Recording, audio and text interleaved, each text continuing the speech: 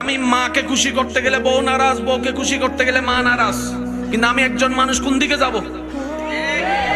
ইসলাম বলে তুমি তোমার মার কি সন্তান, তুমি তোমার বউয়ের কি স্বামী। শব্দগুলা খেয়াল করবেন। তুমি তোমার মার সন্তান, যার পায়ের নিচে তোমার বেহেশত। তুমি তোমার মায়ের পায়ের নিচে। তুমি তোমার বউয়ের কি স্বামী। স্বামী মানে অভিভাবক। অভিভাবক কি নিচে না উপরে? মায়ের পায়ের নিচে তুমি, আর বউ তোমাকে মাথার উপর রেখেছে, কারণ তুমি বউয়ের অভিভাবক। তো উপরওয়ালা তো নিচের ওয়ালা মতো হয় না, নিচের ওয়ালা তো উপরওয়ালার মতো হয় না। এবার সে বলে আমি করব কি?